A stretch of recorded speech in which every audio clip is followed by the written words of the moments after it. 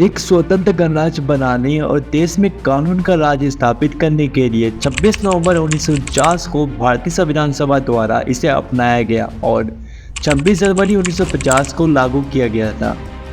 इसे लागू करने के लिए 26 जनवरी की तिथि को इसलिए चुना गया था क्योंकि 1930 में इसी दिन भारतीय राष्ट्रीय कांग्रेस ने भारत को पूर्ण स्वराज घोषित किया था। इस दिन हर भारतीय अपने देश के लिए प्राण देने वाले अमर सपूतों को श्रद्धांजलि अर्पित करते हैं। गणतंत्र दिवस की पूर्व संध्या पर राष्ट्रपति राष्ट्र के नाम संदेश देते हैं। स्कूल, कॉलेज आदि में कई कार्यक्रम आयोजित किए जाते हैं।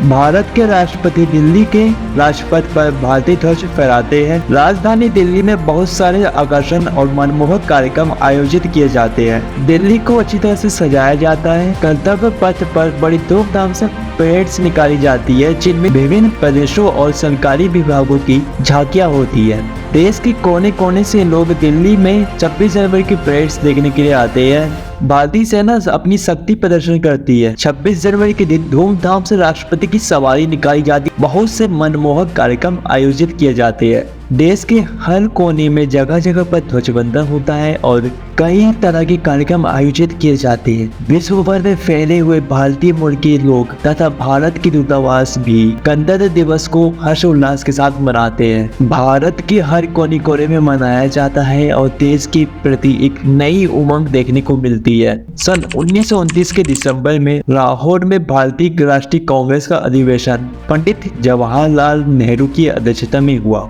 जिसमें प्रस्ताव पारित कर इस बात की घोषणा की गई, यदि अंग्रेज सरकार 26 जनवरी 1930 तक भारत को डोमिनियन का पद प्रदान नहीं करेगी, जिसके तहत भारत ब्रिटिश साम्राज्य में ही स्वशासित इकाई बन जाने से उस दिन भारत की पूर्ण स्वतंत्रता के निश्चय की घोषणा की और अपना सक्रिय आंदोलन आरंभ किया। उस दिन से 1947 में स्वतंत्रता प्राप्त होने तक 26 जनवरी स्वतंत्रता दिवस के रूप में मनाया जा रहा। इसके पश्चात स्वतंत्रता प्राप्ति के वास्तविक दिन 15 अगस्त को भारत के स्वतंत्र दिवस के रूप में स्वीकार किया गया। भारत के स्वतंत्र हो जाने के बाद संविधान सभा की घोषणा हुई और इसने अपना कार्य 9 दिसंबर 1946 से आरंभ किया। संविधान सभा के सदस्य भारत के राज्यों की सभाओं के निर्वाचित सदस्यों के द्वारा चुने गए थे। डॉक्टर भीमराव अंबेडकर, जवाहरलाल नेहरू, डॉक्टर राजेंद्र प्रसाद, सरदार वल्लभ भाई पटेल आदि इस सभा के प्रमुख सदस्य थे। संविधान निर्माण में कुल 22 समितियां थी, जिसमें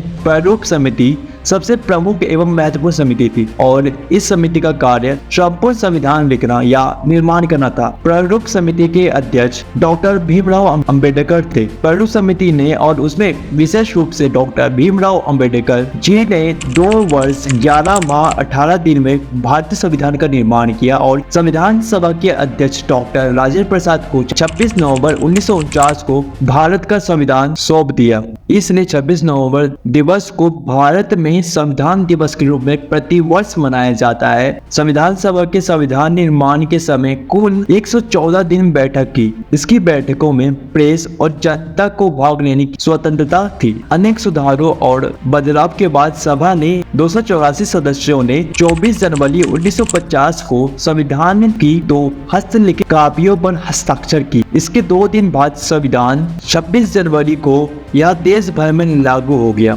जैसे कि आप जानते हैं कि 15 अगस्त 1947 को अपना देश हजारों देशभक्तों के बलिदान के बाद अंग्रेजों की दासता से मुक्त हुआ था। इसके बाद 26 जनवरी 1950 को अपने देश में भारतीय शासन और कानून व्यवस्था लागू हुई।